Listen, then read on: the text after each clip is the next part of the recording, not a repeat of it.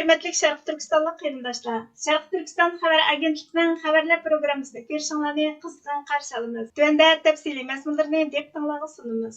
Amerika Avam Palatası kişilik hüquq dəfsəndçiligiga çatışlıq Xitoy katibaşlarını jazolashga aloqador tədbirini ma'qullagan.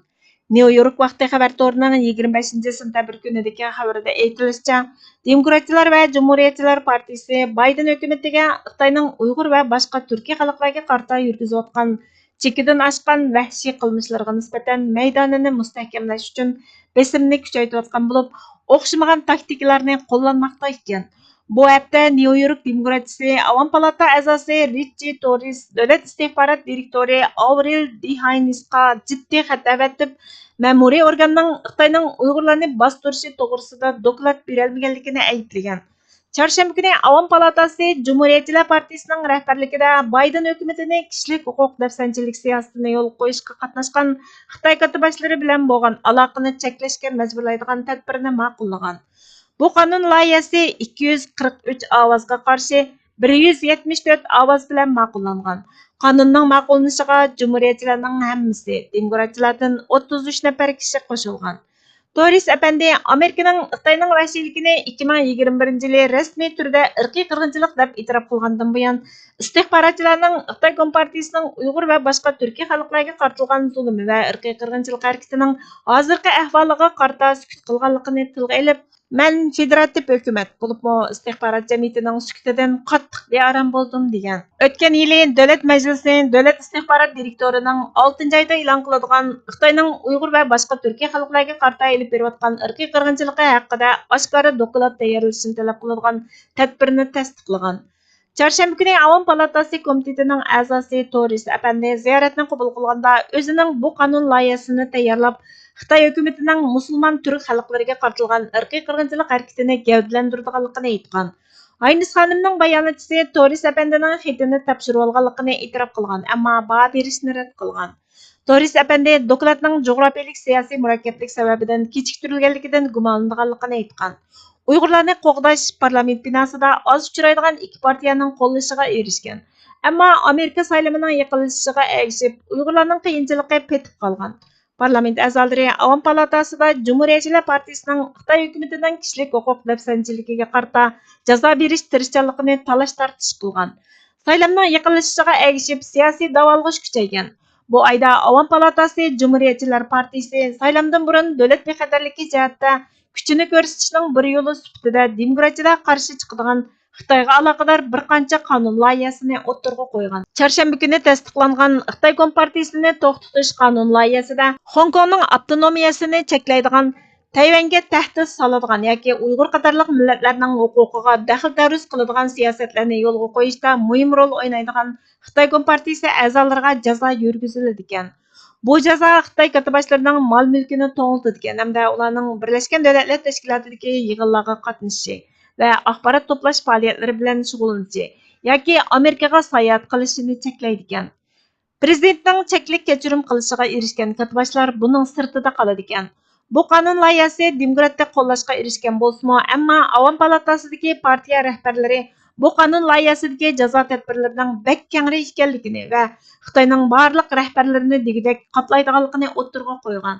Aqsaray mush haftaning beshida ogohlantirib, bu qonun ikki hukumat o'rtasidagi barliq aloqa yo'llarini uzib etishi mumkin degan bo'lsa-mu, Cumhuriyetçiler partiyasi bu qonun loyihasi Xitoy katibaşlari bilan diplomatik aloqalashishni alohida cheklamaydi degan. Yaqında ijtimoiy axborotlarda vatanimizning Atush shahridagi bir yaslidagi o'quvchilarning yaponlarni dushman ko'rish bilan mengisi yuyilganligini tushuntiradigan bir sin tarqalgan bo'lib, Xitoycha kiyimlarni kiygan bolalar Yaponga qarshi turish filmidagi Xitoyning halok bo'lganiga aloqador ko'rinishning oldida o'rtirib, echinish, yistashlik qilish tuyg'usi bilan beshini yerga sangiltib sukutda turgan. Sharq Turkiston surgundi hukumatining Cumhur raisi doktor Mamtimin Ali efendi 26 sentabr kuni buningga qarshilik ko'rsatib, yurtim Atushdagi Uyg'ur bolalari Xitoycha kiyimlarni kiyib, halok bo'lgan Xitoylarga ta'ziya bildirish uchun birdam sukutda turmoqda. Ularga yaponlarni o'ch ko'rish tarbiyasi berilyotidi. Ular Xitoylarga o'xshash kiyinishga, Xitoylarga o'xshash harakat qilishga va Xitoylarga o'xshash nafratlanishga majburlanadi. Bu bolalar bu o'chmanlikning ularga emas, balki dushmaniga tava ekanligini bilmaydi. Xitoylar buni qasddan ularning zehniga yerlashtiryotidi. Bizni ayni chog'da Xitoylar Yaponlarni o'ch ko'rishga majburlagan. Ammo Xitoy mag'lub bo'ldi, chunki bizda Xitoylarni tajovuzchi degan ang zihnimizga cho'nqur yildiz tortib ketgan. Bu bizni Xitoyning osmolasiya qilishdan saqlab qolgan. Ammo bu bolalar yaslidan universitetgacha, beshikdan qabristonlikgacha izchil Xitoylarning kontrolligida. Bu bek andish qo'zg'aydigan ahvol. Xitoylar haqiqatan ming yeyishning ustisi. Ular manfaat uchun eng sezgir hissiyotingiz bilan o'ynaydigan alvastılar. Ularni nuqul eski deyish ozliq qiladi dedi. Sharq Turkiston Turgunda hukumatining tashqi ishlar va bexatarlik ministri Salih Xudoyor apandimi buningga inkos qaytarib, ishg'ol qilingan Sharq Turkistonning yurtim atishdagi bolalarining fashist Xitoy tajovuzchilari tomonidan mingisning yo'lganligi kishining yurakini etishtirdi. Bu faqat menga yuyishlar emas, millatimizning, elimizning vayron qilinishi uchun loyihalangan Xitoyning davomlashayotgan irqiy qirg'inchiligining bir qismi. Xitoy jahongirlari 1 milliondan ortiq bolalarimizni oilasidan majburiy ayiribdi. Ularning Uyg'ur kimligini yo'qotdi va mingsini yuyib Xitoy imperiyasining sodiq quli qilib oldi dedi. Xitoy Gersiya va Sloveniya fuqarolarining 15 kun vizasiz turishiga ijozat berganligini e'lon qilgan. Asiya xabarlari torining 26-sentabr kunidagi xabariga qaraganda, bu bayonot Norvegiya fuqarolariga munosabatlik xitobnomadan bir necha kun keyin e'lon qilingan.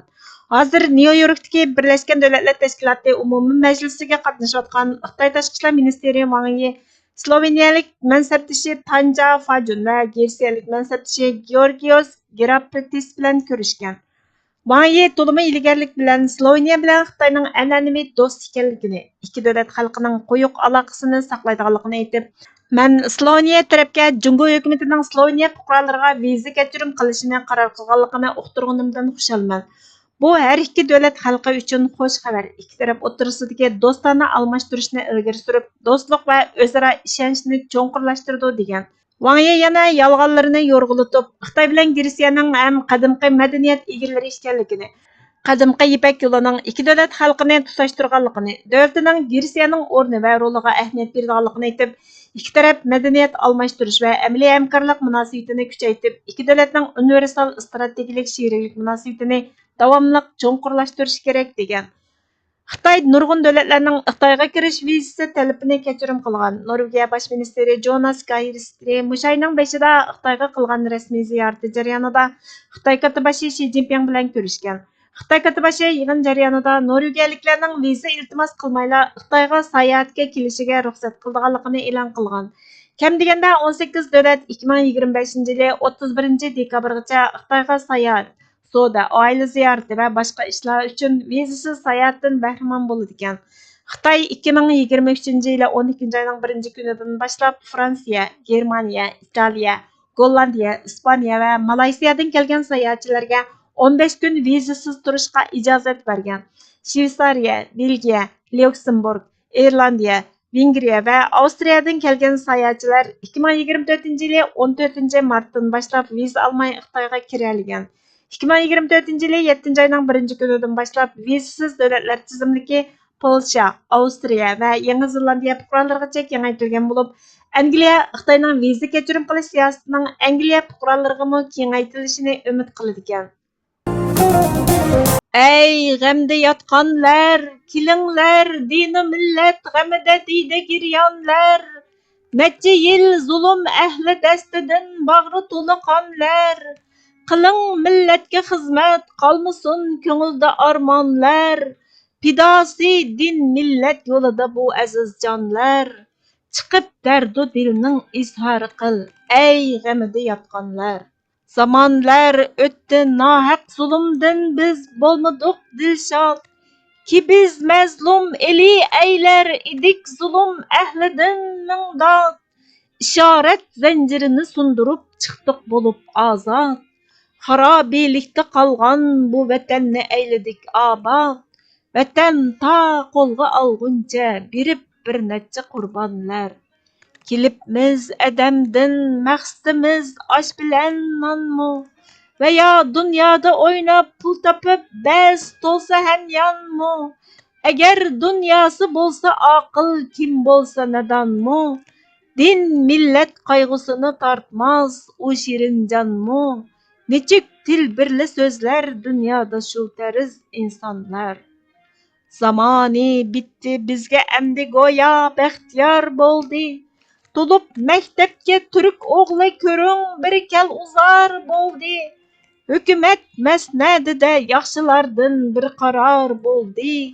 Kelib bizga adolat, kibir və mənlik ketar boldi. Bihamdillah nasib etdi Xudo bizga bu davronlar. Dua eyləng, həmmə İslam ili bir can, bir tən bolsun. Həmmə ərzan bulub hər vaqt abadi vətən bolsun. Davam et koş, Türk oğlunu ilim ilə pən qılsın. Bizning deganlarga növbət əmdi bolmay qachon bolsun. Kerakmas mali dunyodan bugun bizlarga dostonlar. Xudoyo jumlamizga sop dil birla diyonat ber. Butkul g'ozilarimizga yana ortiq shijoat ber. Hamma mansabdagilarga adashtirmay adolat ber. Kamina tavaquniga din uchun xizmatni himmat ber. Yo'lida hadiyajon din uchundir ahdi paymonlar. Yozuvchi Muhammad Amin Suqizoda. Mənbə Erkin Türkistan gazeti 18 son 1933 yılı 1 yanvar Kaşgar. Uyg'urchaga ag'diruvchi Borhan Muhammad. Bizga vaqt ayırğınыңlar üçün köpdən köp rəhmət. Kelar qıdımqı proqramımızda görüşkəcə Allah'a emanet bolğaysızlar.